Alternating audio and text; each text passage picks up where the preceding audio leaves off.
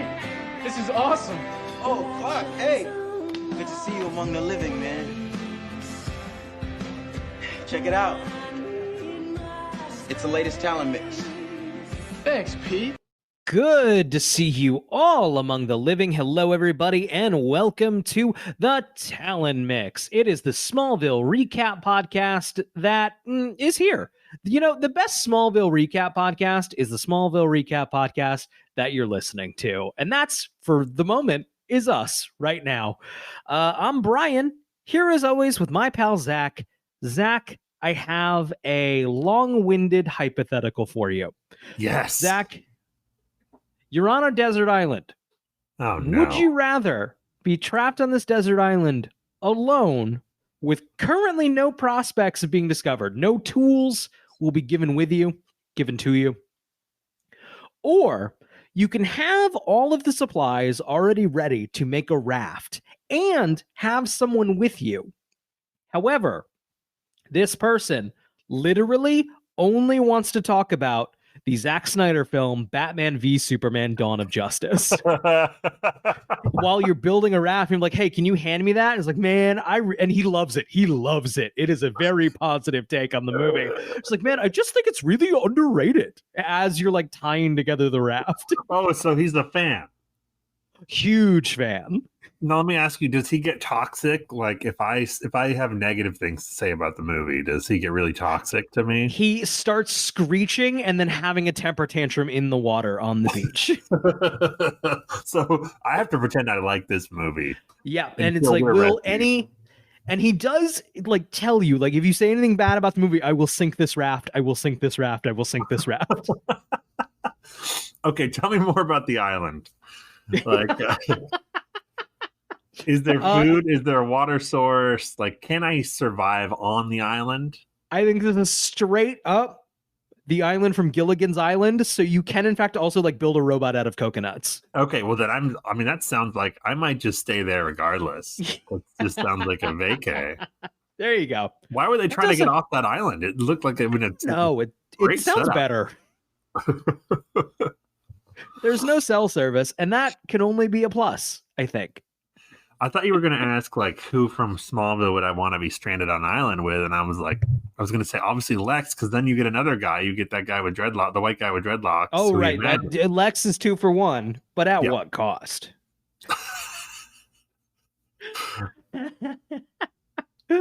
Hi, if you're new to the show, usually what we do is we bullshit about pop culture and what we've been watching for a little bit, and then we get into the recap of the show. This week we watched Krypto, the 14th episode of the 4th season of Smallville.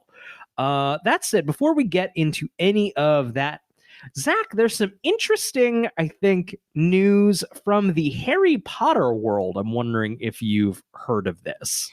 I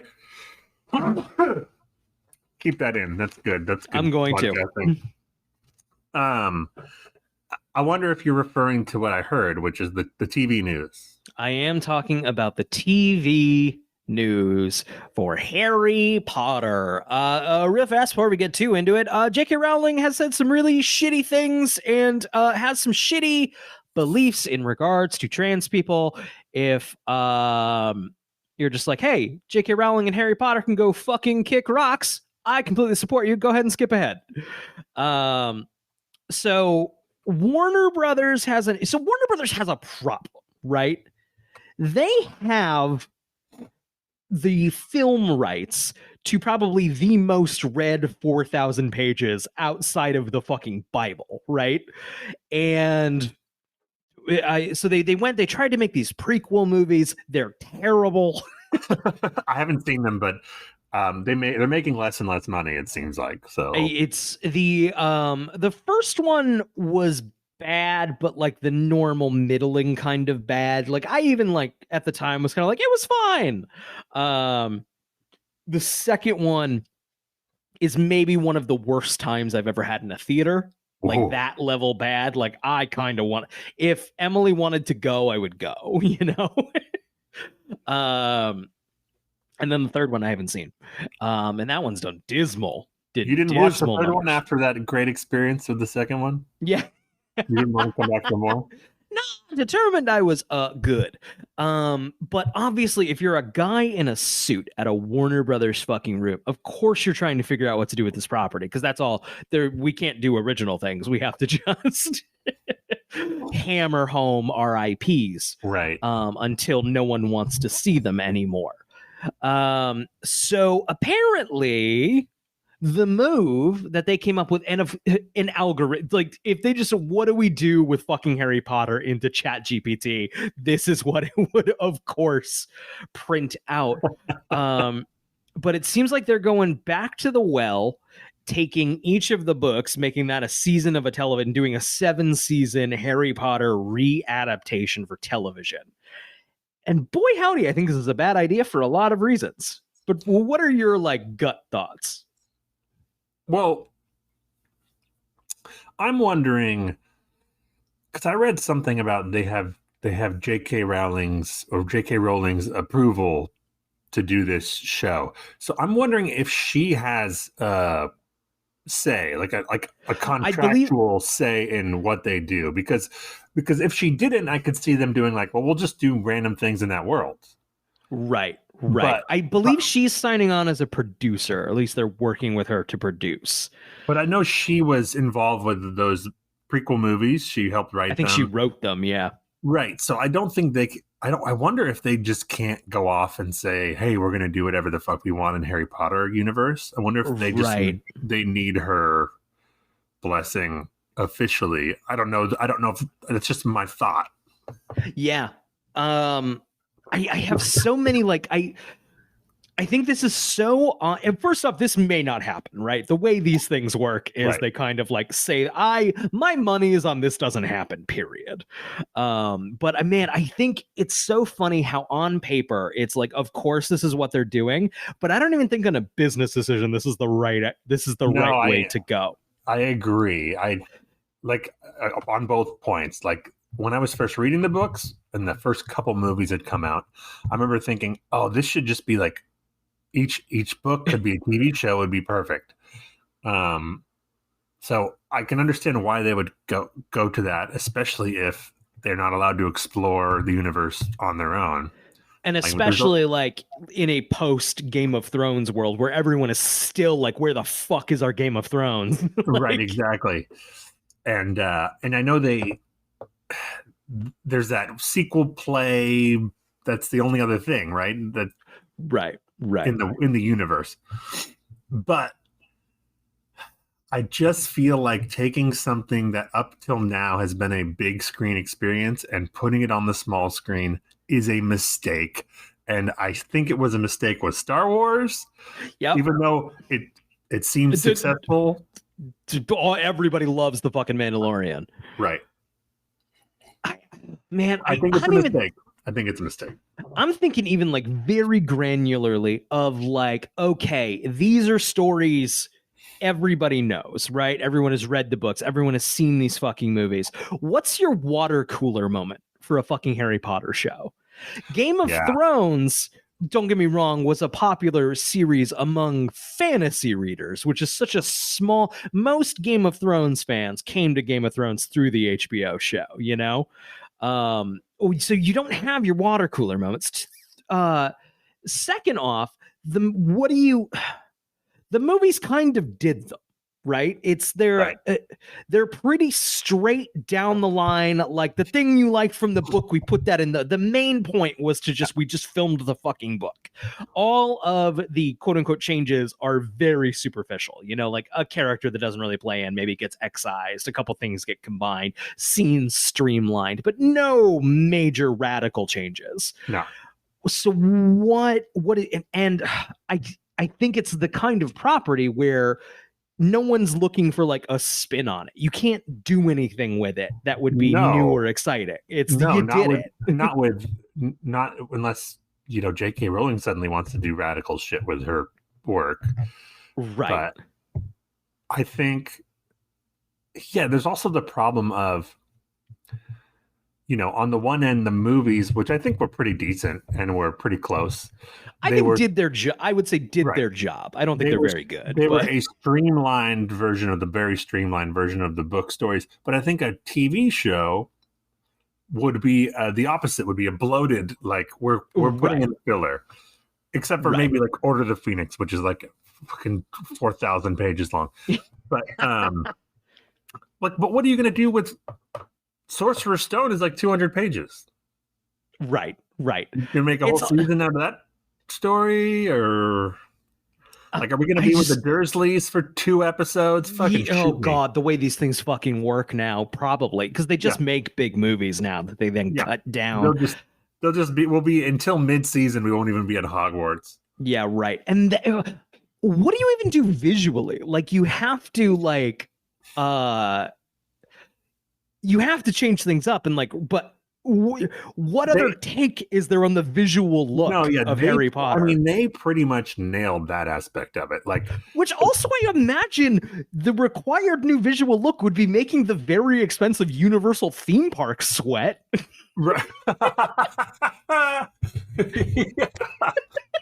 Yeah, wait a second. I bet they love that. Yeah, interesting. Yeah, I don't know what you do there because like. The music, also the music is iconic. Junkie XL should come in. And give like the least memorable nothing.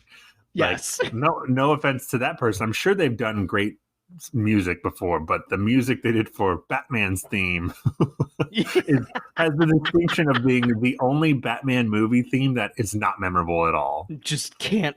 Gun to my head, couldn't hum it for you. And there have been a lot of Batman movie themes. Mm-hmm. Batman Forever has a good theme. Good theme, not a great theme. You're right. No, I mean it stands its own, stands its ground against these other great themes. But the Junkie XL one.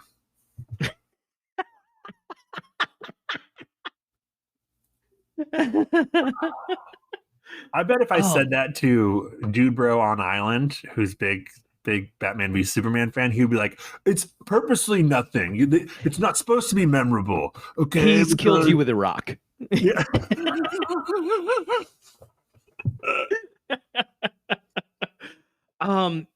Yeah, I don't know. It's just so interesting to me of like these corporate decisions that do make sense when you're talking about them in an investor meeting, to shareholders. Like, we're going to do a Harry Potter TV series, and a bunch of old dudes going and just nutting everywhere in a boardroom at the same time. Unless do they have the sets still built? They'll just use the same fucking sets. Come on, I know. Why not? I just say it's so interesting how I think it's the dullest and like, granted, I don't think there is anything else to also do in Harry Potter. That's the other additional problem is maybe we can explore something. There's nothing else to explore. Who are these poor fucking kids you're gonna lock in for the next decade? Yeah, right. I think the only thing that would potentially be interesting, if you were to go back and redo Harry Potter, is animated. A big which is what Spielberg I think wanted to do initially. When he was eyeing it, he wanted to animate them. Oh, really? Yeah, I still think that's interesting. I thought his thing was he wanted to combine the first 2 books, and they were like, "No, we're not animate them. We're not doing that because of money." Which is so funny of like, way back when those were coming out, I always, all these books will come out and then all those movies will come out. That wasn't guaranteed. No, right. Yeah, it is interesting to look back on it. Like, I think they made the right decision, clearly, financially and all that. But, of being like, well, we could go with Steven Spielberg or Chris Columbus. Yeah. This is tough. I think when you're on a gigantic property like that, Spielberg is gonna make a Spielberg movie, and Chris Columbus will follow directions. For sure, yes. Also, he's made expensive movies before. He can bring it in on time. He's worked with kids. They're not like necessarily looking for like an artistic vision. They're looking for I also think Spielberg wasn't like interviewing for Spielberg wanted to buy Harry Potter, and this is what he wanted to do with it. He's like, hey, this would have been Spielberg down. I mean, why don't they do that? Just like now that we've got the movie versions that are faithful, it's like just get like Spielberg do his animated movie. Just like right. I'm willing to bet those would be pretty good. The movies, I've revisited them a couple of times over the while we were in the recovery room at the hospital.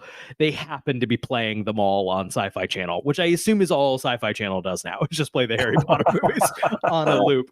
And it's funny how most of them are fine to not great. I think it's a lot of just like, it's the book, but it's a movie now. See? Huh?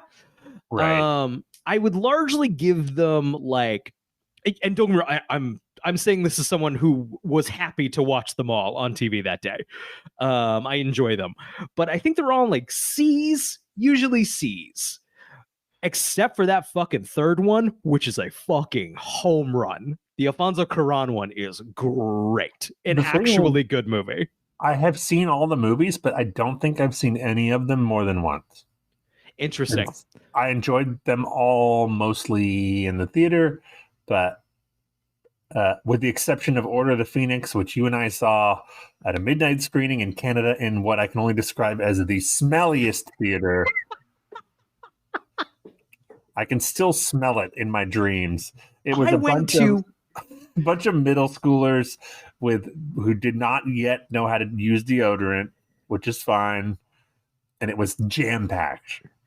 I went to a paranormal convention in July in an armory in Ansonia, Connecticut, and it was nowhere near as harrowing as that midnight screening of Harry Potter and the Order of the Phoenix in Vancouver, British Columbia. Oh man, yeah. Oh, and you and I were both disappointed, as I recall. Yes. Not one of the good ones. And so of course that guy is still, they say he's still directing Harry Potter movies to this day. Yeah, he finished them from there. It's time to pull Mission Impossible out of the vault. Yeah, right. But it's when Christopher McQuarrie kind of took over Mission Impossible, I remember being disappointed that like kind of a David Yates thing was going to happen. Right. So I like different directors having to work within kind of these confines. I always think that's really interesting. Still like all fit together perfectly well, but like little touches that are interesting. Mm-hmm. Thankfully, Christopher McQuarrie is very good at making movies. Yeah. Yeah, I had the exact same thing when he was going to direct another one. I was like, no, let's keep it going, bring in new blood. And then Fallout came out, and I'm like, oh, this is one of the best action movies I've ever seen in my life. Okay. You can just keep going. Yeah, I'll shut up. Yeah, just keep making them. Go. Whatever you want to do. You know what you're doing. I mean, that was what they were doing with the Alien movies until Ridley Scott came back and directed a bunch. But that's true. That's true. I think by the tail end of that initial run of Alien movies, I think it was Who's Cheap? Yeah.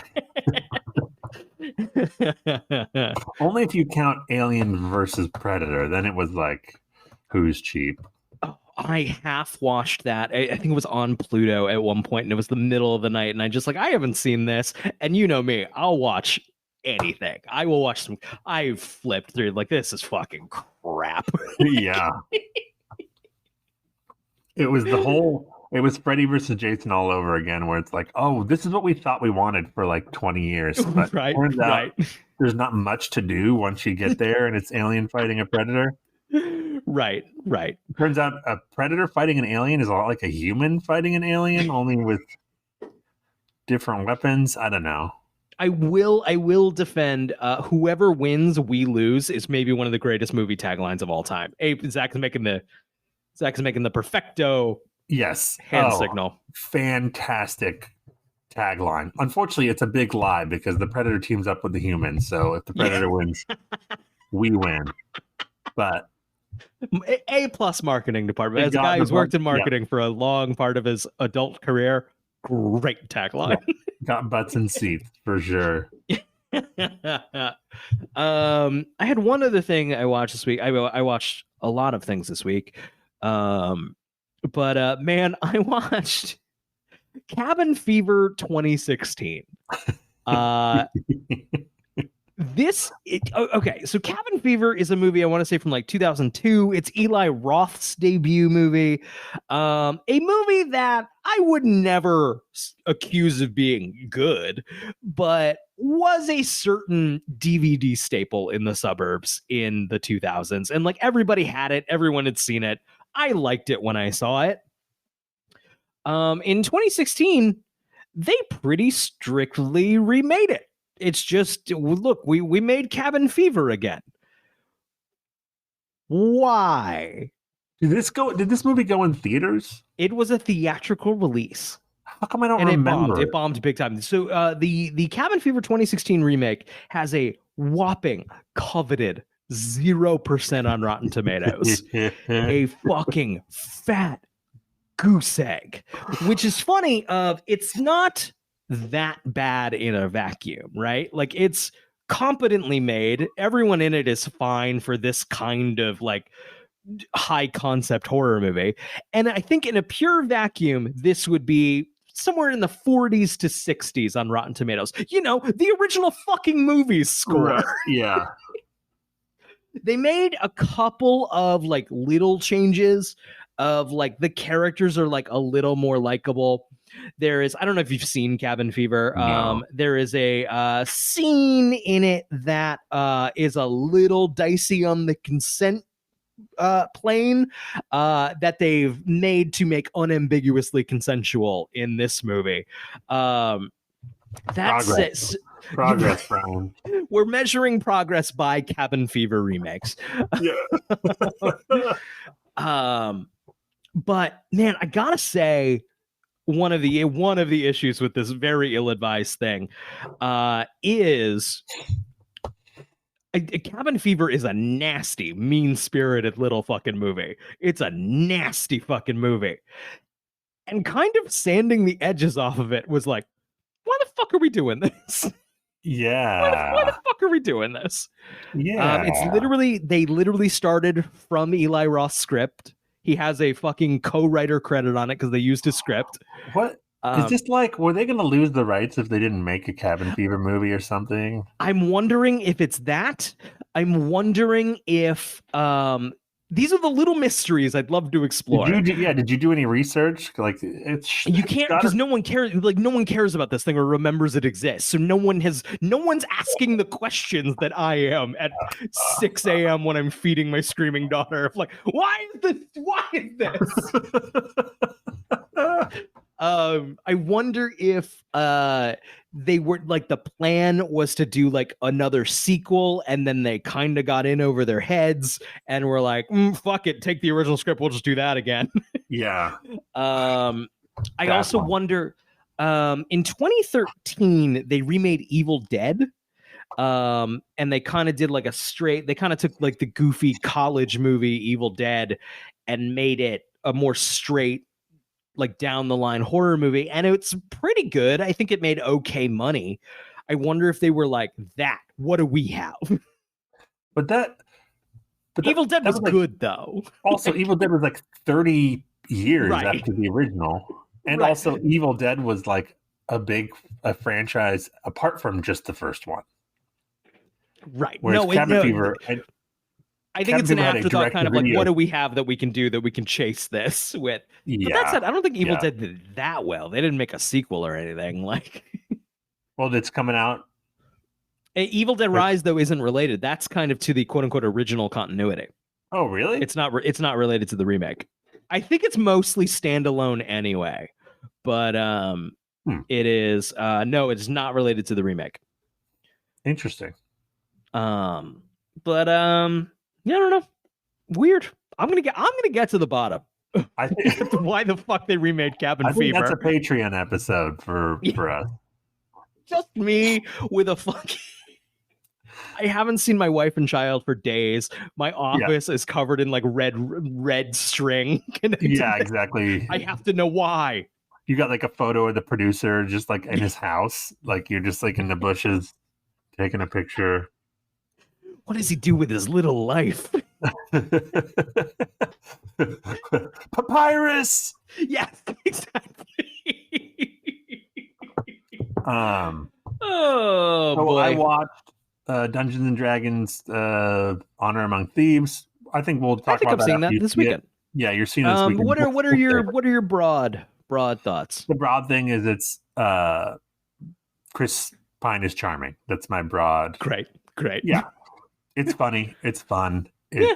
It looks like a modern movie is my big criticism, but Sure. but I had a good time.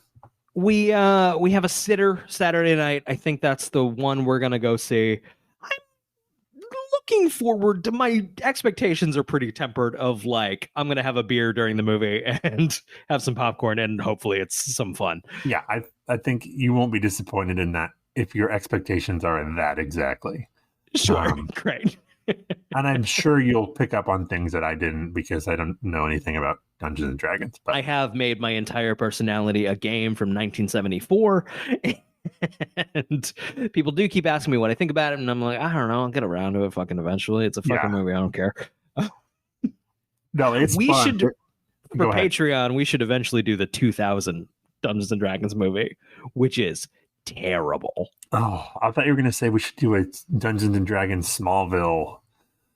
We absolutely should play the official Smallville role playing game for Patreon. Wait, I forgot there was a Smallville role playing game, and it was like pretty well received when it came out. It's not to get too into fucking role playing games, but like it's a little more complicated than I enjoy.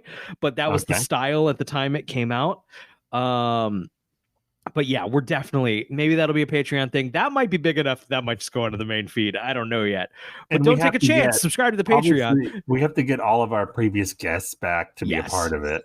Yes.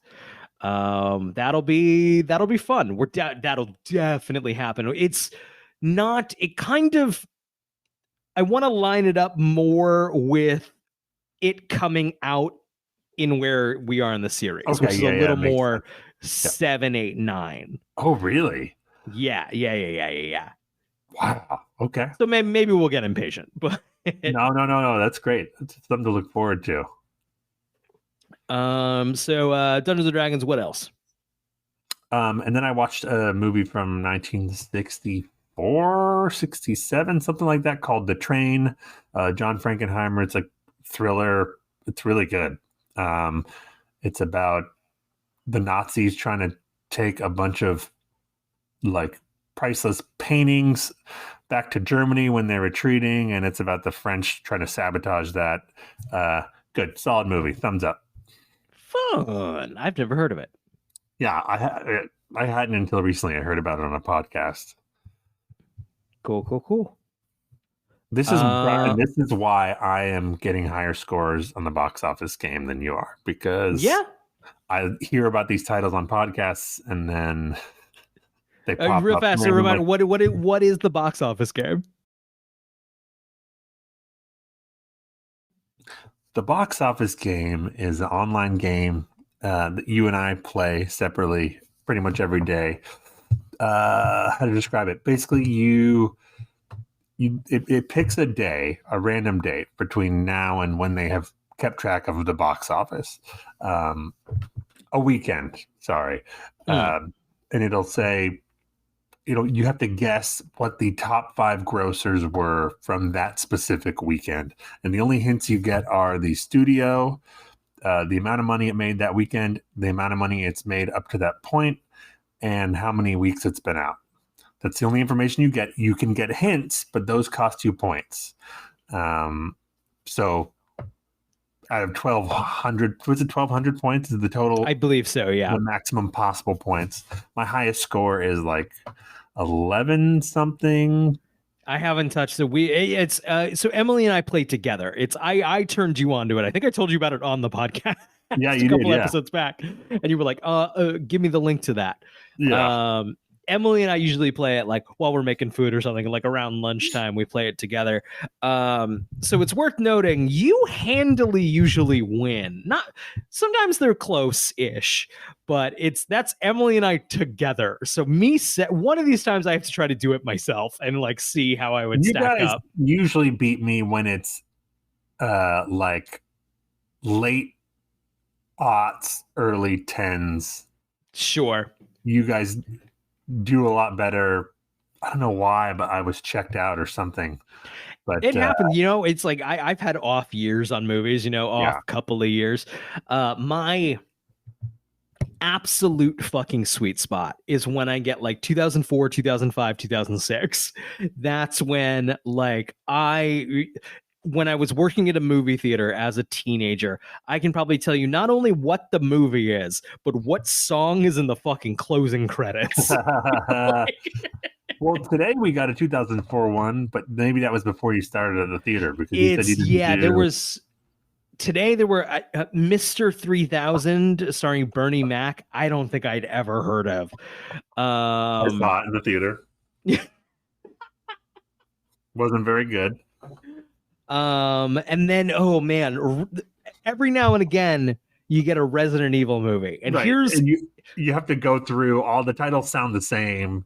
That's the thing, and there's no I was willing to bet from the year 2004, I could guess that it was like Resident Evil 2. Right. But none of them have numbers in them. It's all Resident Evil Apocalypse, Resident Evil Retribution, and you just gotta fucking it's funny. I knew the same thing. I was like, it's gotta be 2, either 2 or 3. Right. But I was working at Blockbuster, and I think I remember the cover, but I couldn't remember if it was Apocalypse or Extinction, because both of them mean basically the same thing. And then the fun thing about that game is once in a while you get a movie where you're like, oh yeah, I forgot that movie has vanished from history. Today we got Sky Captain in the World of Tomorrow, which I saw in theaters. Zach, hold on to your asshole twice. Brian, I saw it once in theaters and I liked it. And then I made my mom go see it. My mom was in the city today because she has a grandchild now, and she just camps outside of my apartment door she lives 3 hours away. Well, that's gonna come in handy at some point. Truly, but baby, give me baby. You're like, Mom, come back when the novelty's worn off. Seriously.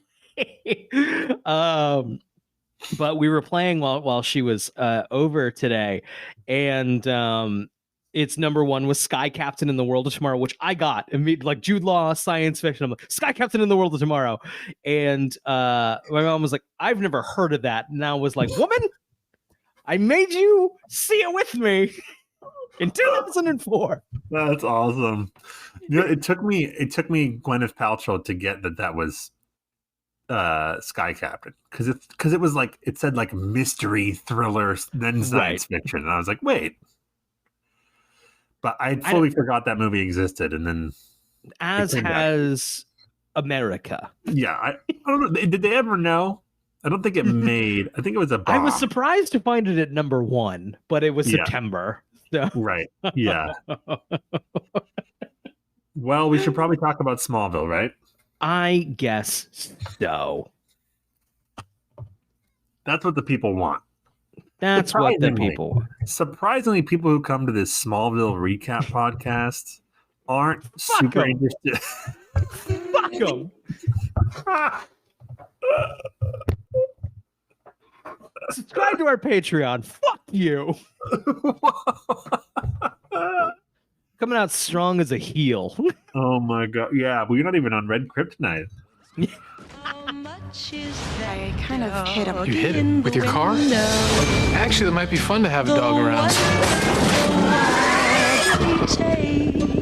I was thinking of calling him Krypto. Fresh new Smallville on the WB Wednesday. All right. Krypto is the 14th episode in the 4th season of Smallville and the 18th episode overall. It aired on February 16th, 2005. I'm, of course, reading directly from smallville.fandom.com and the hardworking strangers who compile very detailed episode synopses that we just read thanklessly every single week. And then just throw shade at constantly. The hard work. These people did this work for free. And then two fucking adult man chuckle fucks. I mean, like, you misspelled a word. Right, yeah. Oh, really, Wiki? Yeah. Yeah.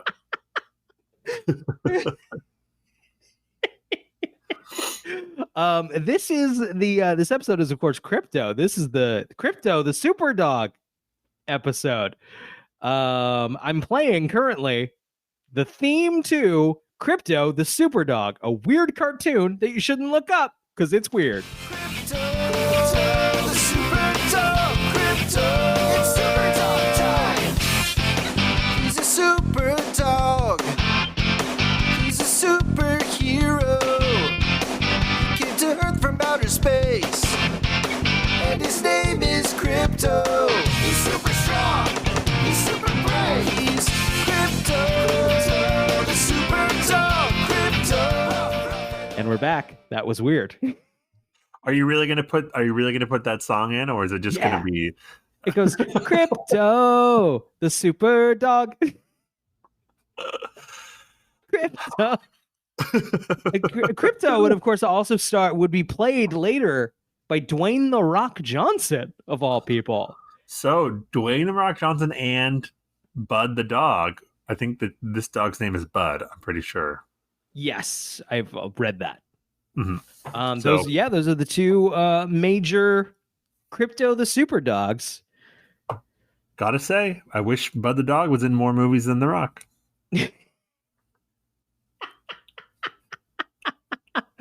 Okay, so a small town grocer is robbed by two dogs. A black Rottweiler and a golden retriever. I would guess which one the bad one is. Yeah. So the way this actually opens up is two guys pull into like a parking lot and then are like, it's go time.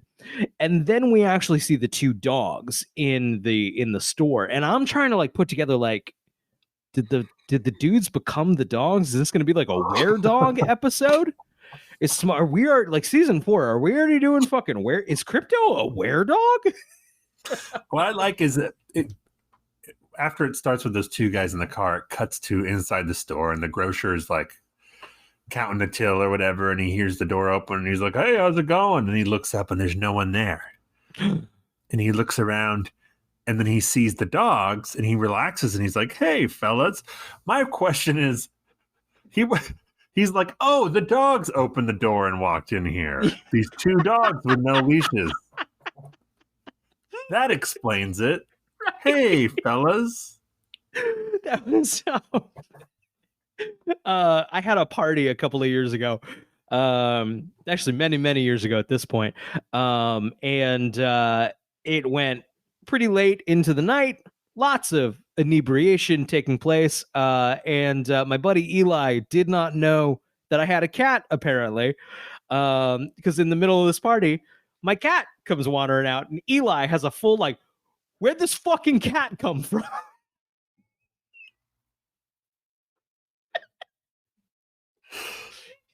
And you know what? I think for a moment he lived in a beautiful world where a strange cat just came into our apartment. Showed up to the party. Just showed up to the party. And you know what? I want to live in that world. Have I told the story on our show of when I woke up one morning? Okay, I don't think I did. I don't think so. We used to live in this apartment. It was on the second floor.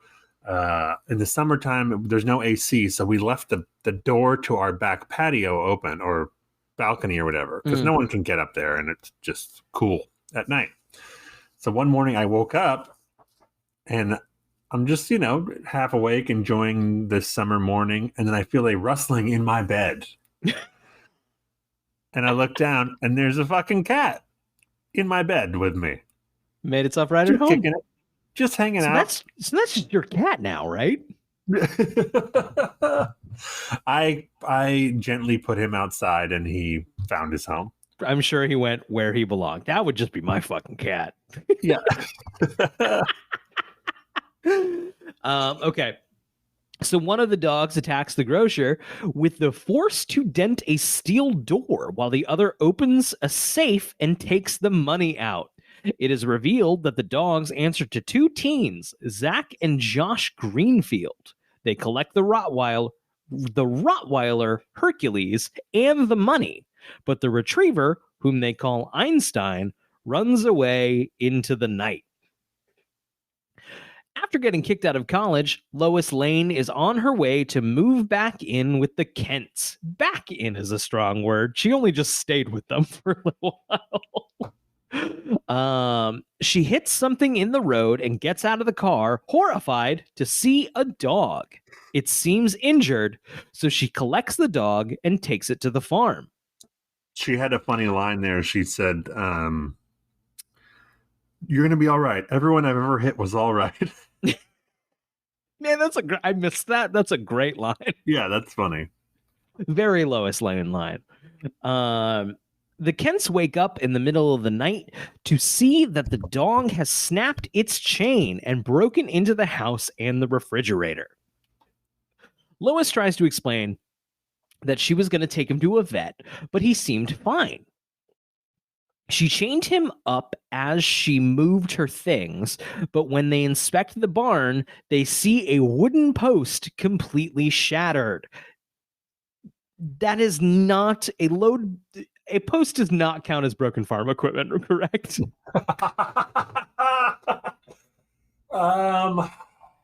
It is part of a literal farm, but it's not equipment. It is structural damage. That's different. Yeah, you're right. Yeah, I was gonna say if the chain broke, That's we a good can count that, but the chain didn't break. Right. I want to say roughly at this point in the show is when we have like not the opening credits, but the credits afterwards that just appear on the screen slowly.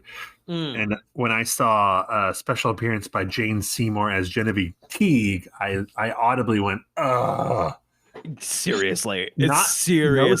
No shade at Jane Seymour, who I think is great. It's not her fault that this character is nothing and this storyline is nothing. And I didn't think it was possible for this storyline to hit further lows, and yet here we are on the episode Krypto. Talk about treading water. Oh my God.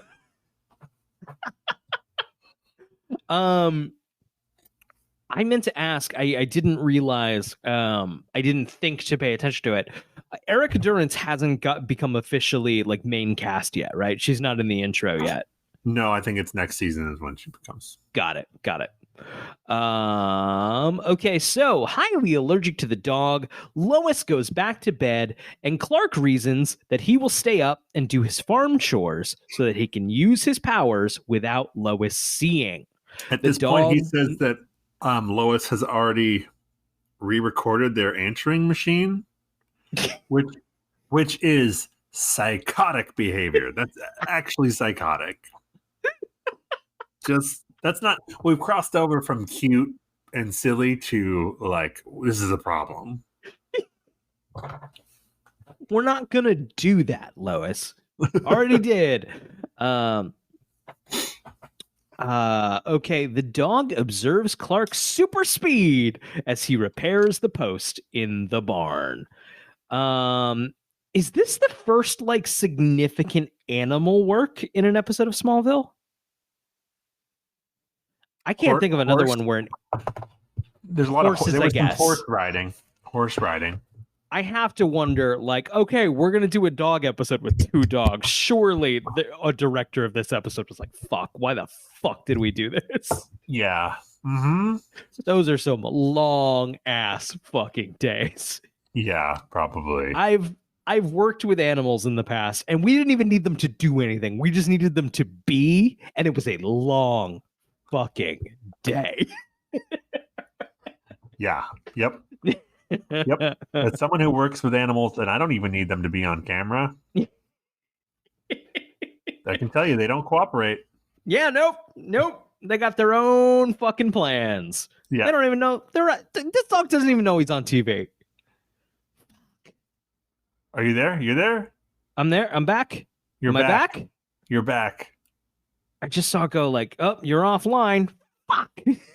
It was just for a second. It was just All for a right. second. All right. Okay. Quick thing. Clark is looking at the dog, and he goes, "Oh, I found a microchip under his skin. We should go get that scanned." And Lois isn't like, "How did you find the microchip? How'd you fucking Clark?" find that microchip, buddy? She doesn't ask him. She doesn't even bat an eye. And the writers just think they can just get away with that shit, and they're right because no one gives a fuck. It's like No you one wouldn't was even do the listening. line like he probably has a microchip, Right? Yeah, exactly. a thing that's reasonably common for dog owners. You have to say like, I saw it, I found it, I fucking found it. Right? Yeah, he has a microchip. I know that because I have X-ray vision. The next morning, Chloe brings Lois's mail to her, meets Clark, and sees the dog. Clark explains how they got the dog. She asks about Lois and him. Hang on. Clark explains how they got the dog. She asks about Lois and him. Okay. Clark complains that he can't be himself with Lois. Chloe notes that he can be himself with the dog now and mentions she is also here. Wiki. Thank you for writing all of our show notes for us. Yeah. You get that.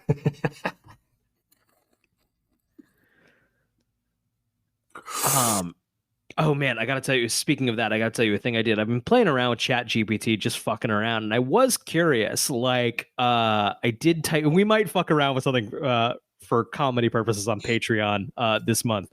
But I typed in like generate notes, like bulleted notes of the plot of, and I type, an episode of Smallville.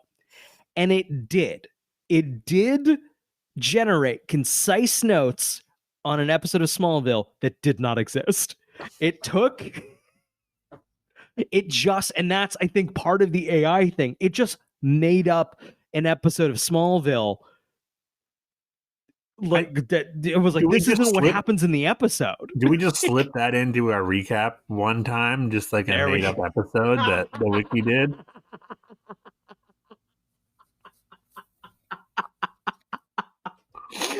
And then maybe there's some sort of prize for the first person to get in touch with, like, that episode didn't fucking happen. Yeah, because most of our listeners have never seen Yes. Smallville. I think there is a one print only Talon Mix t-shirt that goes to the person. It's like, that episode's fucking fake. So we'd need ChatGPT to come up with or we'd have to write it, which I don't fucking want to do. Like, would have to write a full synopsis of the fake episode as the wiki. Right. Can you type that in chat? The thing? GPT?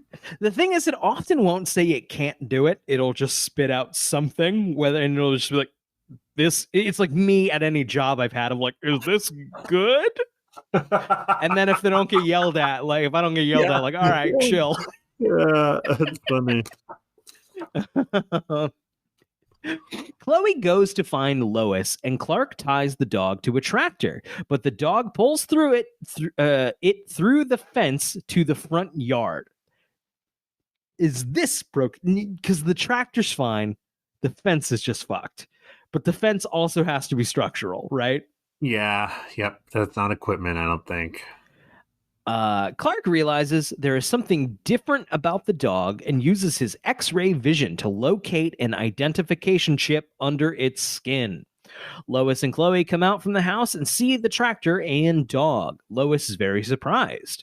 Chloe puts on a show that she is surprised too, but tries to protect a secret, whatever it might be.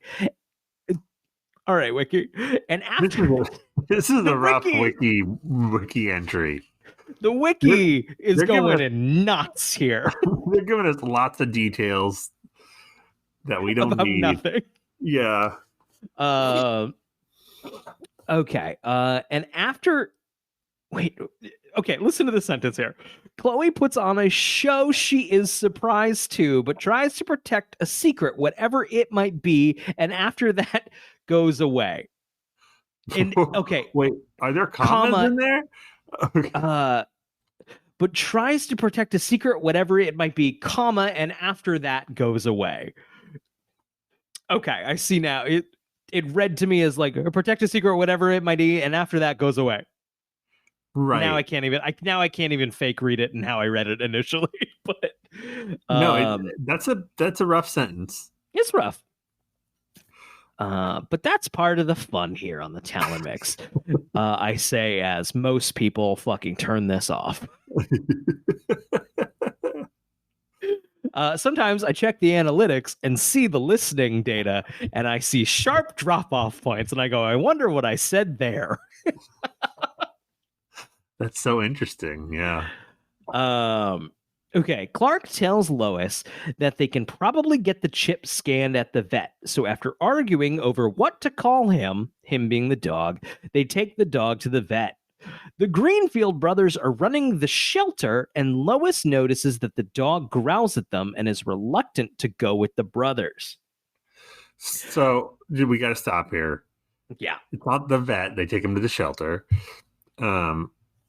The guy, one of the brothers, the guy working at the desk, his name is Zach. Mm-hmm. There's someone who works at an animal shelter named Zach. Just want to point that out. Zach, if you were to come at your shelter into possession of a kryptonite super dog, how quickly or at what point do you think the idea of crime would cross your mind? Never, because training a dog is really fucking hard. That's really fucking hard. It'd probably just be easier to do crime yourself. Yeah. No, absolutely not. That sounds like so much work. Plus, like, they would tear up all my shit for sure. I have cats. I can't deal with that. So this guy, a super dog doesn't seem more effective than a ski mask and a gun. Yeah. Yeah, exactly. Just more work. Yeah, right. Sorry, you were saying. So they come into this animal shelter and they're like, hey, we found this dog. We were wondering if you could scan it. And Zach, animal shelter worker Zach, says, I guess, like, this is a weird request that he's never gotten before. At an animal shelter. Like, no one comes in every day and says, can you scan this animal for me? That's pretty much the job. It's also you don't recognize this dog and you can't be like, oh, that dog is here. Right. That fixed your whole thing. And they'd be like, okay. And then when he goes back to talk to his brother is clearly Canadian because he says tomorrow. Yeah. Tomorrow. Yes. Oh, Canada. Oh, Canada. This is a total tangent. Do you remember, get ready for this sentence. It's not the first time we've said this on the show. After 9/11, the numbers just went. Do you remember that song, that cheesy ass song, that was and I'm proud to be an American? That guy also released a song for Canadians. And it just said, and I'm proud to be a Canadian. It's exactly the same, but it's about Canada. No. Yep. 100%. You can look it up. It's fucking real. That song is called God Bless the USA by, I think, Lee Greenwood. And it came out in the original Gulf War. Got it. David Cross did a stand-up bit where he talks about that. And he's like, then fucking 9/11 happened. 9/11 remix. Got it. Dark. Yeah. There is a Canadian version. I guess maybe it was probably pre 9/11 then. Maybe it was. I don't know though. Weird. Very just weird. Just weird. Just Mad Libs your country title in. It's fine. Yeah, there you go. Okay, so they scan the tag and the owner comes up as Luther Corp. Zach muses that it must be some kind of lab dog and offers to return it. Zach, this was not the move. No. Zach, No. you could have told them, "Oh my God, that's my dog," Right. Yeah, exactly. and they would ask 0 fucking questions. Zach is not the brains of the operation. Clearly. No. So Clark doesn't want to leave the dog there, so he asks Lois to take it back to the farm while he goes to talk to Lex, but the brothers make him leave his name and number. Zach reports that Einstein has been found and is at the Kent. Don't make no sense. Is there another wiki we can use? I'm talking about Smallville now. Oh, Once okay. again, this dog you've been using for crime. Why do you call Luthor Corp? Why? Wait. They're calling Luthor Corp? Zach reports that Einstein has been found and is maybe To his brother. He okay. reported Got to it. his brother. Got it, See, got this it, is got it, wiki. got This it. is wiki issues. This is wiki. This is Smallville's got it. That's right. Zach- Yeah.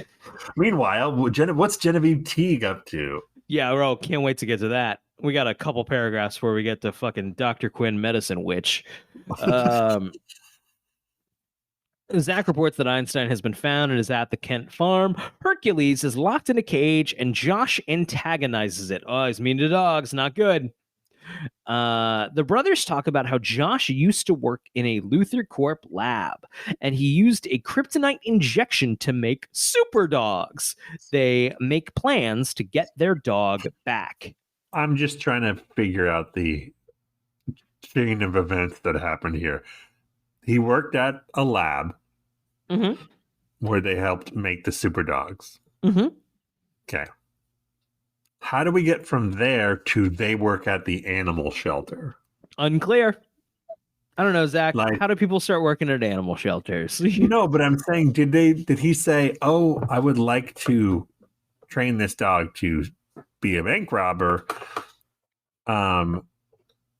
Maybe he'll show up at the animal shelter, so I should get a job there. Like, what is the animal shelter thing? Just totally unrelated. Just like that's his area of expertise. So, How the fuck do we find someone from the Smallville writers' room who can just serve as a fucking consultant? right, we just call them every time we have a stupid fucking question because Like, Talkville's we not have- answering them. Bill's not answering these fucking questions. Those cowards would not answer our simple questions that we called and asked them. Those cowards who we both are huge fans of. Huge fans of, and granted, some of those questions may have been drunkenly screaming about draft day.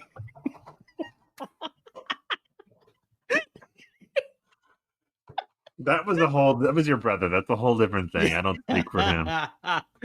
But like we need so we need someone who worked on the show in some capacity to be a line in on this show. So hey, if you're listening to this, if you know anybody who worked on the fucking show and wants to be a resource for us On Talkville, when they have a question like this, Rosenbaum will sometimes text Al Go or Al Goff or whatever his name is, and he'll give him some little tidbit about behind the scenes.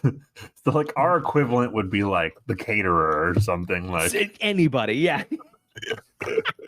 If you worked on Smallville in any capacity for any amount of time and want to be our consultant, the answers don't have to be right.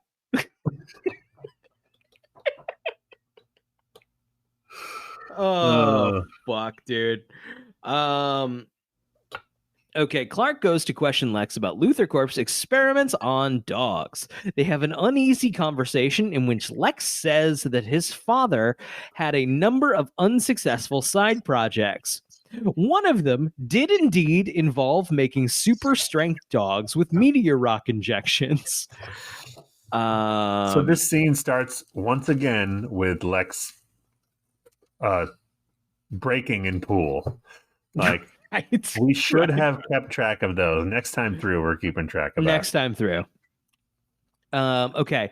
So, but and this is, I'm reading directly from the wiki here, but he had the dogs humanely destroyed.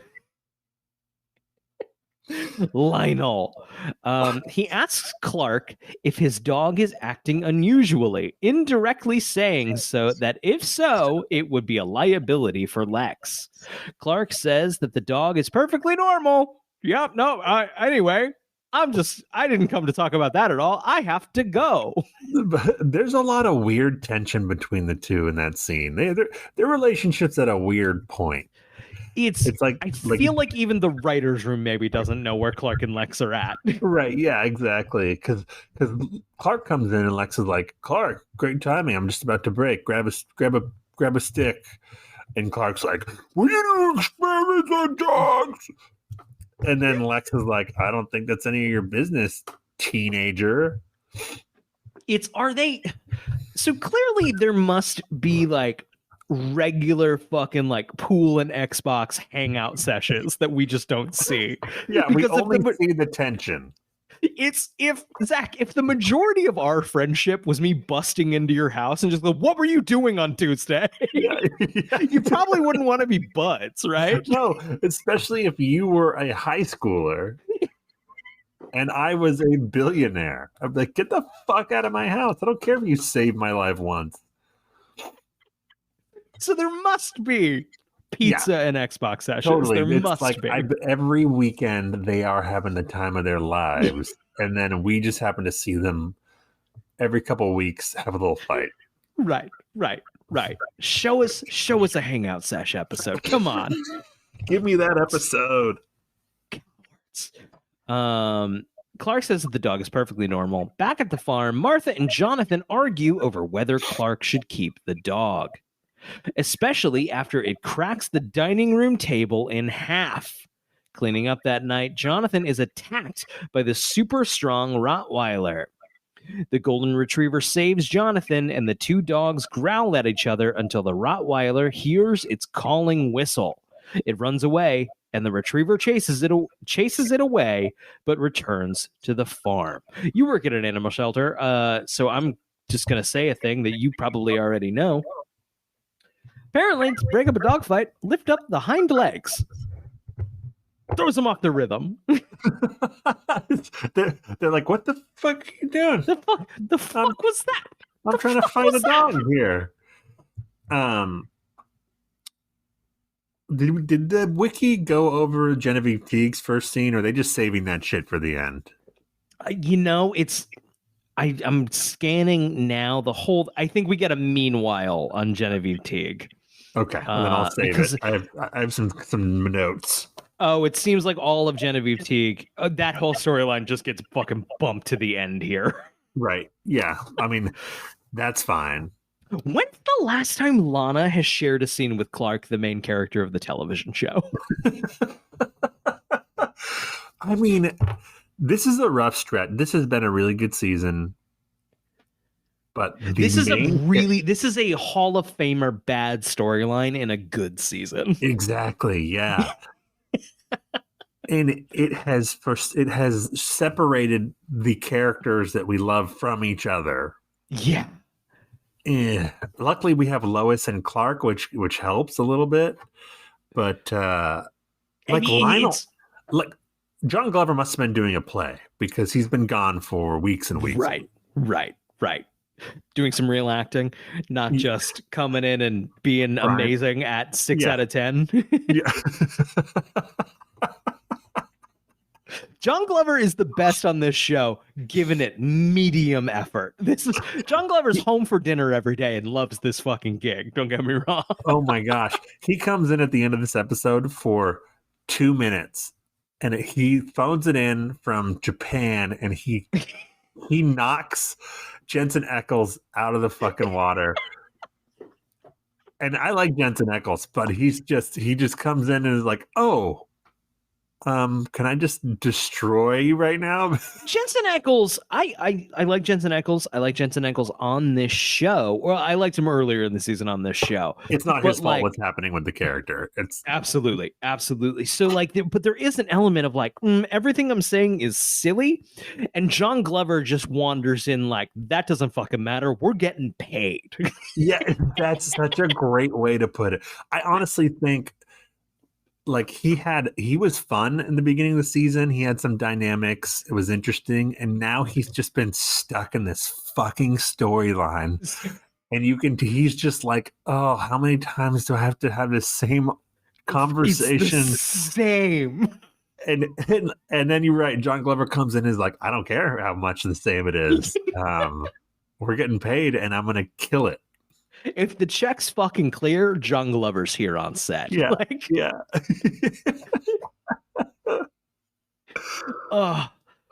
My only hope is that we get John Glover on someday. 10 minutes. 10 minutes. I don't care if we have to ambush him at a con with a Just fucking like- portable recorder. Outside his house. John Glover.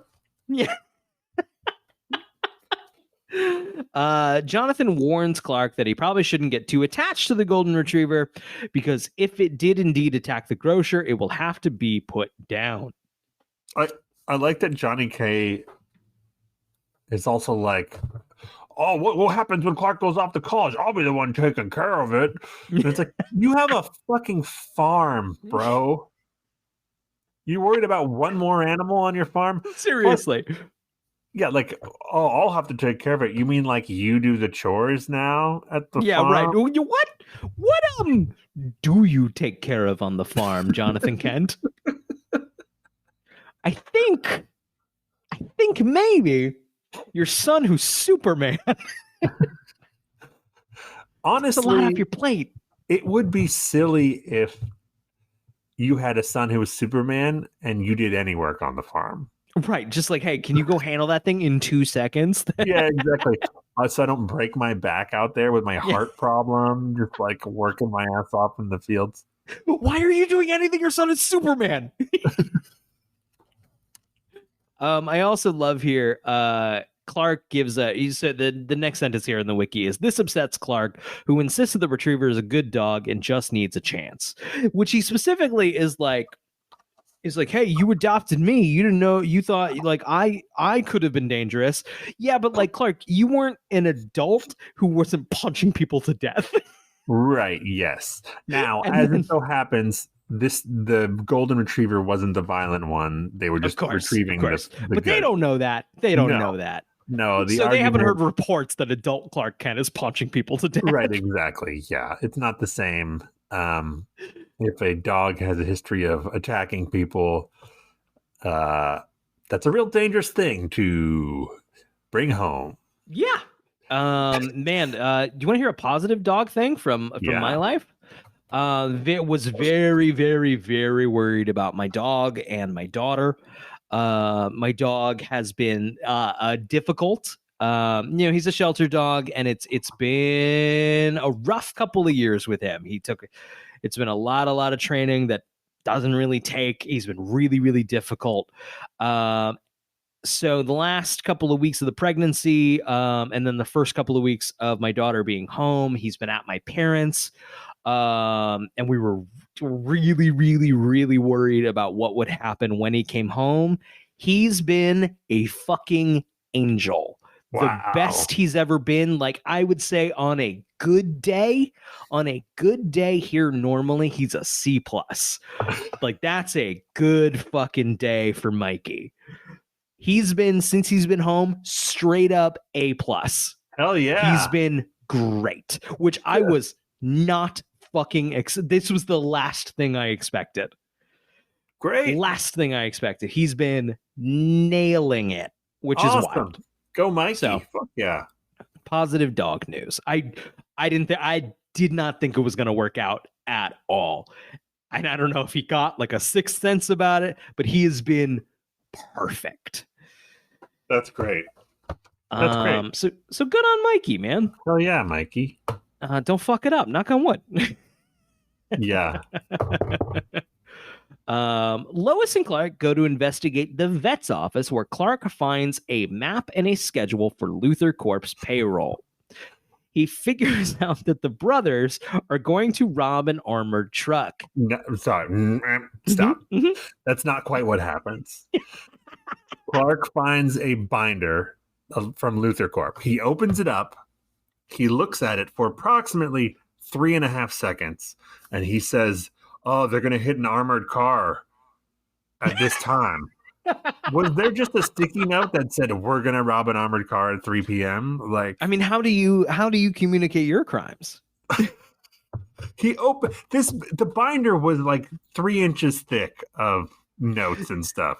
He opens it and is like, "They're gonna." Can he read in super speed? I don't see why not. But I have a more pressing question. I did not rewind to see. I flagged it. I meant to rewind, and then I didn't. Did the binder say secret plan on it? Zach, I think on the spine it maybe said secret plan. No. What do you know? There's no way. Stop. There is a no way, but Zach, I saw it. Well, we have And to it was go like, back I think and that said find secret out. plan. Okay. Well, I'm gonna find out. um, Secret plan. Stop it. That can't be real. I think it did, man. Figures out that the brothers are going to rob an armored truck.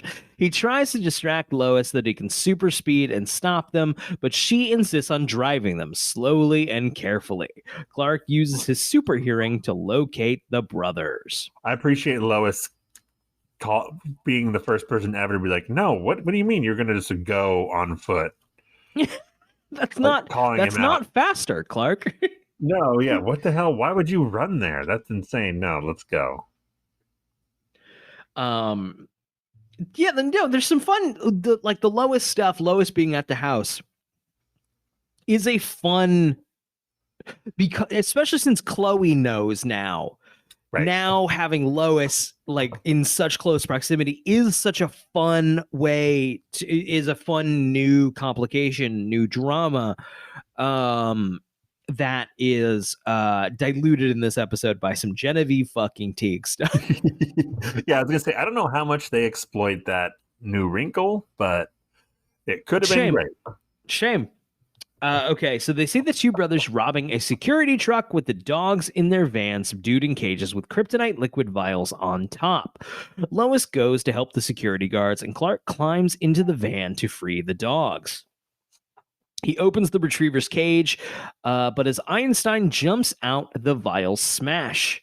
He falls ill from the kryptonite, and the van drives off with Clark and Hercules in the back. The boys eventually the boys stop eventually to switch cars and discover Clark in the back. Einstein has followed the truck. They lock Clark into a cage and prepare to blow up the whole truck. But the golden retriever jumps in and pulls Clark to safety. Just reading action beats that aren't that interesting. I like that they find Clark in the back of the truck and he's paralyzed from kryptonite, but they don't know that, and they're not like, yeah, what's right, wrong with this fucking guy? They're like, I don't know, let's just put him in this cage. Like, no question. Like, what's this fucking guy's problem? Yeah, why is he just staring at us? Usually there's a line like, the meteor rocks. Now I'm just like, fuck this guy. Like, put him in the cage. Yeah. Also, I don't know if you know how hard it is to lift and maneuver a 220-pound human being. It's tough. Like, I'm assuming Clark doesn't weigh 2 tons. I guess he could, but just He's like Superman. Picking him up and moving him into the cage would have been difficult. They could have done it, but that's a project. Yeah, I'm with you. Okay, Clark knocks the brothers out, and Einstein saves the other dog as well. However, it is trapped by the flames, so Clark jumps back in, and despite the kryptonite, is able to rescue the dog and super speed out just as the truck blows up. Yeah, suddenly the kryptonite wasn't a problem. He literally right now he couldn't move at all But then Is it a is it like lifting a car up off your baby or something? Like something like that? Like, can the adrenaline like eventually kick in? Is it like a like I don't fucking want to move right now, but if the truck's gonna fucking explode, right? Yeah, yeah. Maybe that's a good theory. Oh, by the way, car destruction. Car destruction. Finally, it's been a while. God. This season's been pretty lacking in a lot of our tally points, so I'm excited to get back on the board. Right. Well, they traded out car destruction for 20-something skin in this season. right. This Which is you know only what is an okay trade. Yeah, this is our our third car destruction of the season. Wow. That's pathetic. We've just been in Genevieve Teague land.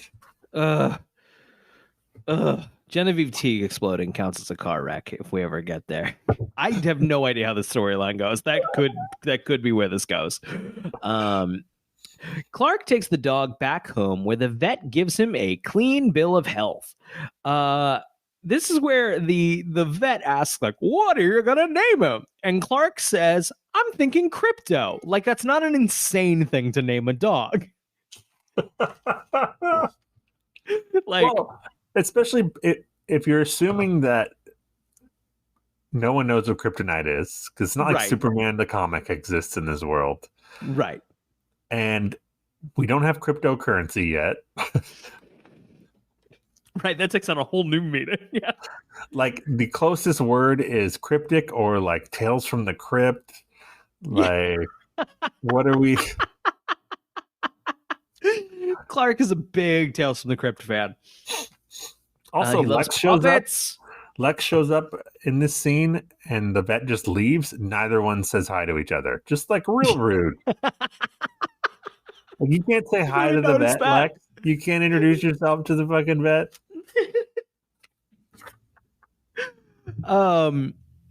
So yeah, Lex comes to collect the dog, but Clark says it saved his life and he intends to keep him. Lex overheard Clark saying that he wants to name the dog Krypto, and Lex is like, what's that about? And Clark is like, Mom! So you can't name the dog this if you're gonna be like, every time anyone asks, like, hey, why'd you name your dog something that fucking weird?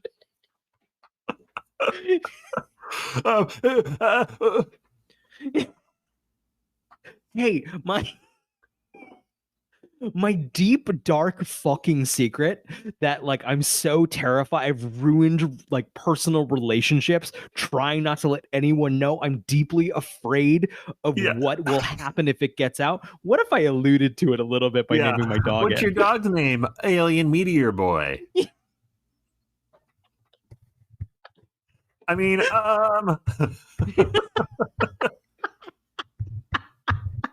superpowers.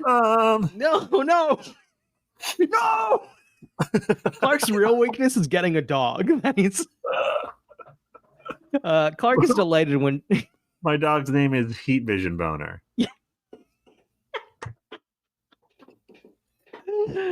Oh, Clark is delighted when Jonathan allows him to keep him, and Martha suggests Clark name him Shelby after a dog she owned as a child. Why did they name the dog Shelby? Well, Clark says, or Lois says, you can name your next dog Krypto. So I wonder if the implication is that this isn't the real. Was that a Nietzsche line? Was that a Nietzsche line? Yes, yeah, it definitely was. Yeah. Oh fuck! I didn't even put that together. Oh, fuck! That answers a couple of my questions. Fuck! So I didn't even notice that. The implication is that this isn't the real super dog that he one day will get. Right. Fuck! I didn't even put that together. I wonder if that's just like to appease the fans who are like, "That's not how a super dog."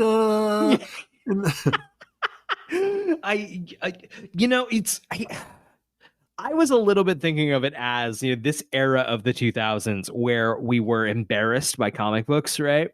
Right. And I'm not clamoring for a Superman movie to like incorporate Krypto or anything, but like even going into like the Nolan movies, starting in like 2005, it was a little bit of like, how do we adapt the silly thing and Right. make it something a little more Well, that was realism Smallville's is the whole- wrong word, but That was Smallville's whole thing too for right. for a while. Like we'll take the silly comic book thing and make it a little less comic booky. Right.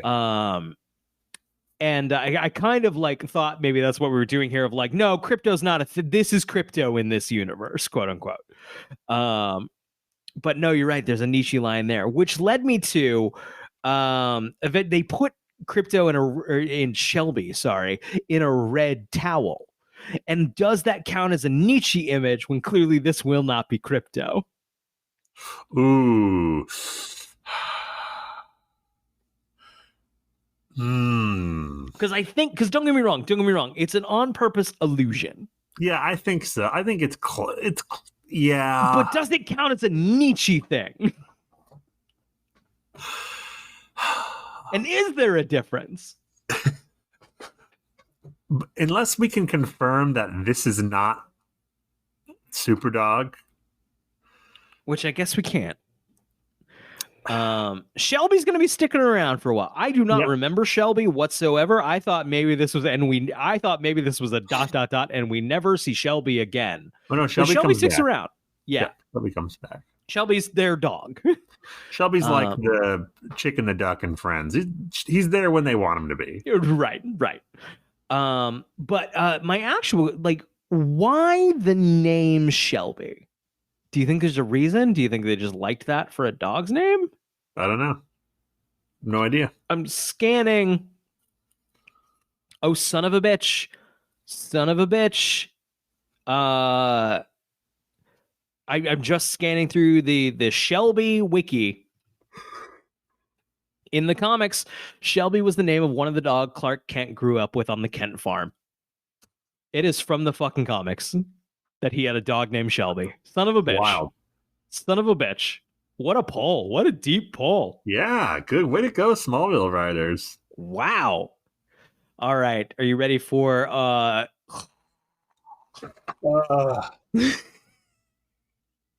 Okay. You read the Genevieve T thing because I have to pee. Just read it. I'll be right back. Great. Meanwhile, Genevieve T questions Lex on his motivations for hiring Jason. These are the same fucking bits from the last couple of episodes. She asks Lex to hire him to keep him away. She asked in past tense Lex to hire him to keep him away from Lana, but is sure Lex is using Jason to find the stones of power. She asks Jason to leave with her, but he confronts her about the orchestration of his and Lana's relationship. Genevieve reveals that she knew of Lana's connection to Isabel Thoreau and that their ancestors were responsible for burning Isabel at the stake. Oh my gosh, you're still going. I had some little inserts in the middle. Okay. She goes on to reveal that Isabel vowed... Oh, we got a whole paragraph after this. Isabel vowed that she would one day rise from the dead and kill all of Gertrude's heirs. I've compared this before. I run a lot of Dungeons & Dragons. And Dungeons & Dragons sometimes involves a little storytelling. And... No, don't get me wrong. I'll come up with things and then I figure them out week to week because it's just a dumb fucking thing I'm doing with my friends while I drink beers. Right. Yeah. And it seems like that's the approach they took for this television show. for this storyline specifically, yes. Couple notes for things you talked about. That first scene with Genevieve. Lex has a funny line where he says, "You should get together with my father and write a parenting book." And they do this great thing where Genevieve is like, "Don't you want to know how your father..." My your cat just went, yeah. Oh shit. Don't you want to know how your father got his conviction overturned? And Lex says, I'm choosing to believe these reforms, so the question of his guilt or innocence doesn't matter to me anymore. Which is the writers going like, don't fucking worry about it. Shut up. We're done. We're done with that. That was weeks ago. We're done. No, shut up. Don't ask that question. We thought we could come up with an answer, but we didn't. So we're also like in it's 2005. DVDs are probably just being taken seriously as a way to like rewatch a show. Yeah. So it is like a very genuine element of like, we're not going to fucking get deep into this. This isn't going to be a major part of the show. We got to move on. Yeah. Like, it was a different way of writing television. I'd argue better in some ways, but in some ways, but they're doing this thing. It's a trade-off. They were like, we need to get Lionel out of prison. How? Well, we'll figure it out. Let's plant these seeds. We'll kick the football further down and then they just are finally like, oh, you know what? Maybe we just don't have to ever say. It doesn't It's matter. funny how I feel like I'm learning about the structure of writing these shows through rewatching it this time. Does that make sense? Like, it's when I was watching it the first time in Vancouver on your DVDs, it was like, this is the show. This is what happened. Now I can see the gears spinning of like, and we gotta spend a little time with this, and like I can see the pieces of it in a way that's very interesting to me. Interesting mess up I caught. Genevieve Teague says to Jason, "We're Gertrude's ancestors, Jason." That would be descendants, not ancestors. Wow. Good fucking catch, dude. That's kind of an embarrassing mistake. That's pretty bad. I didn't notice it. And even like you said, I'm like, I'm willing to bet season 11, the comic book series, which we're going to have to read after we finish this, because the animated series is not coming. You don't know. James Gunn and Michael Rosenbaum are friends. Okay, that's a good point. But the comics did all sorts of like, I think, bending to make things. Though I doubt they. I guess I doubt that one offline that they. But if it was embarrassing enough to become an internet meme, the comic books would have done bend over backwards to make it work. Time travel. Or Genevieve Teague was just high when she said it. Look, we've all made that mistake. You get too high and you forget how time works. Lana sees them talking, but when Jason doesn't offer any details of the conversation, she asks Chloe to research his ancestors. Chloe tells her that she could only go back as far as Genevieve's grandmother, and the family comes from the French village of French land. There's a lot of fucking syllables here, or fucking consonants. French land. I remember that episode of Friends where Phoebe tries to teach Joey French. That's what that looks to me. Yeah. That's me. Lana reveals to Chloe that this is the same village her ancestors are from. Jesus fucking Christ. As well as Isabel Thoreau's. Chloe proceeds to tell her that Genevieve's grandmother is the one who moved Isabel's tomb into the church from Paris. Emily was coming out of our bathroom and then back towards our bedroom, crossing our television in the process. And after she hears the line, she turns back to me and repeats, "Why would anyone move a witch's tomb into a church?" And then just went to bed.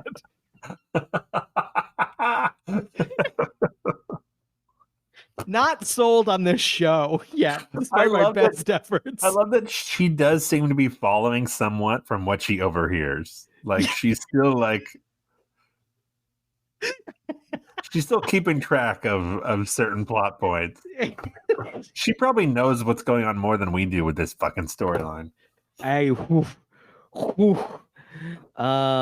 think it'd be hard to be more lost than I am.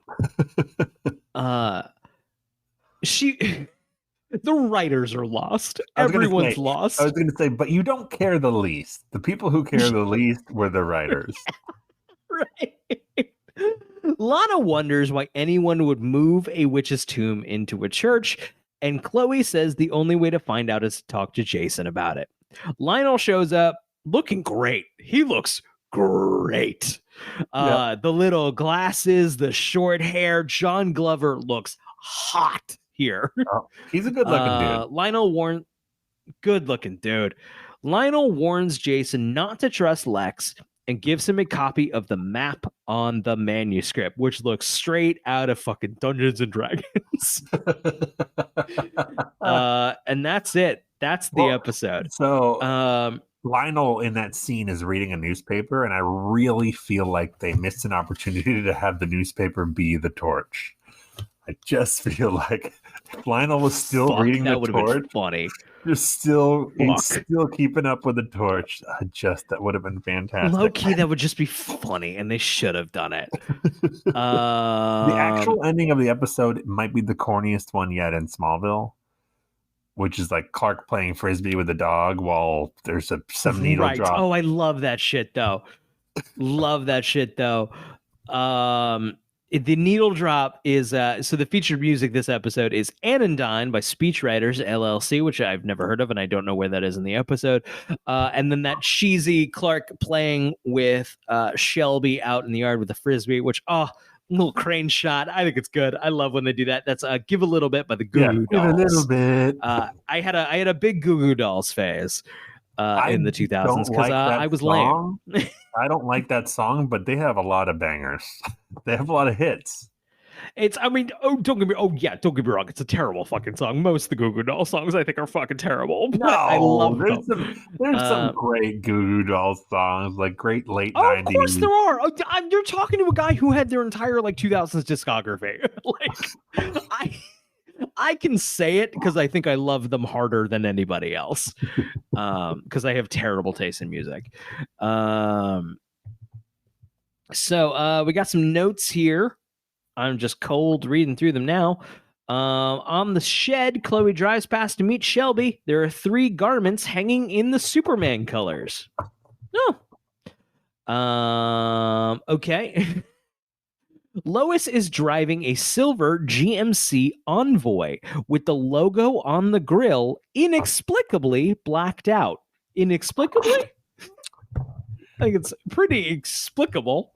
Yeah, it's that's how branding works. Wiki did not do any research. We got Stretch of the episode.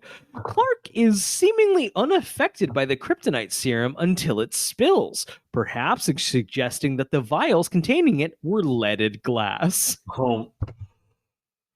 Sure.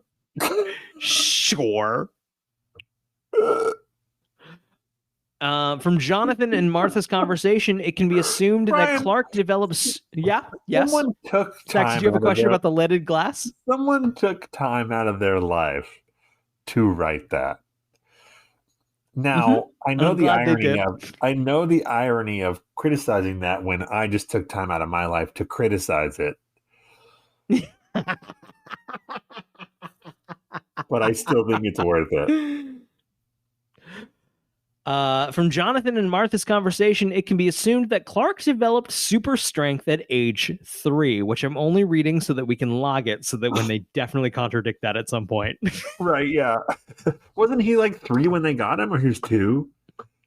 Yeah, I don't remember. I don't know what I'm confusing with Superman the movie and how he appears in the Smallville pilot. Well, he appears one age in the Smallville pilot, and then that same boy comes back to play him in flashbacks, so he's just inexplicably older. Well, I'll maybe get to revisit it again if we do a full commentary on the pilot for our Patreon subscribers, which I'm currently kind of into doing. Look for the link for the Patreon in our description, and if we do it, I don't know. Okay, so we have here during the conversation between Jason and his mother, she says, "We are Gertrude's ancestors, Jason," when she should have said, "We are her descendants." How do you think that was in the script that way? Or do you think she fucked up and no one caught it? Yeah, I lean towards the latter, but I'm surprised no one caught it. Right. I mean, maybe they caught it in the editing room and then it's just too late. Then there's nothing you can do. What were we gonna do? We're gonna ADR it? Like, this show's got to Right. go out. Yeah, exactly. I think that's my theory about what happened. I don't think it was in the script. Right. It's I because think the she had script, so many people saw the script. Like, right. And she has so many lines about ancestors in this nonsense storyline, and she's just trying to remember all her lines. It's totally understandable. I wouldn't be surprised. To be clear, this shit happens. If the director heard it and was like, "That's a wrap. We got it." Right. This episode has a dog. Okay, we gotta keep going. We gotta keep filming. Right. It's we gotta make our fucking day. Oh, this is funny. When picking up a Shelby, Lois says, everyone I've ever hit is all right. Which I just like as a funny Lois Lane line, personally. But the wiki has it as a possible allusion to the previous episode where a person she hit ended up paralyzed and died later, though it turned out to be for unrelated reasons. No, I think it's just a funny Lois Lane line. No, she's talking about hit with her car. That's a funny thing Margot Kidder would say in Superman. She's talking about hit with her car, not hit with her fist or whatever. Agreed. No, that's a funny. Margot Kidder would say that in Superman the movie. Yeah. Okay. In Crusade, an episode, Lois stated she's a sucker for stray dogs and naked guys. The second part alluded to her finding a naked Clark in the field. Now she followed the first part by finding a stray dog. Let's see. Oh, whoa. I wonder if this is on purpose. Speaking of Superman the movie, the episode ends with the Goo Goo Dolls cover of Supertramp's 1977 song, Give a Little Bit. The original can be heard on Lois Lane's car radio during the climactic earthquake scene in Superman the movie. Ooh. I would guess... My guess would be coincidence, but an interesting one. I would guess coincidence, but maybe not. Interesting. If not, that's a Nietzsche song. No, not quite. Yeah. Let's see. Okay, in the comic book Superman for All Seasons by Jeff Loeb and Tim Sale, the young Clark Kent has a dog named Shelby. This would make make Shelby the 19th DC Comics character adapted into the series. Clark initially planned to name the new dog Krypto, which alludes to his Kryptonian dog by the same name, who appears in the Superman and Superboy comics. Despite being a dog, Krypto has all the same powers and abilities as Superman. The last scene where Shelby is dried with the red towel is an allusion to Krypto, who wore a red cape, blah, blah, blah, blah, blah. It's funny how the way comics worked in the 60s is that DC Comics was just going, I don't know, would kids buy a fucking comic book if there was a fucking dog on it? And now everyone is required to go, yep, Krypto's a fucking thing. I guess does anybody want this? That's not how they did it in the comic. It's every you fucking nerds, everything you take seriously was just some guy in a fucking boardroom, probably high, going, the kids like fucking dog, put the fucking dog in a cape and we'll see what fucking happens. Yeah. Well, hey, Superman sales are down. Give him a dog. One of the names Lois suggests for the dog is Bud, the real name of the dog playing Shelby. Oh. And that wraps up Krypto, this week's episode, and our recap here on the Talent Mix. This was episode 80. 80. We've been doing this for a while, bud. We're chugging along. Hey, if you're enjoying the show, we of course don't expect this. This is not a guilt trip by any means. We're amazed anyone has. But we do have a link in our description to a Patreon. We do a bonus podcast. Thank you. That's just thank you. Just thank you if you decide to do that. You definitely don't have to. I'm trying to think what else. There's also a link down there to the Discord. That's the best place to keep in touch with us because social media is exhausting and I don't want to do it. So hey, join us there. We goof off, we joke around. It's fun. I think that wraps us up here. Zach, do you have a question for the Smallville gods? I'm trying to think of one. I mean, I guess my question would be, did Jensen Ackles hate this storyline more than we do? Good night, everybody.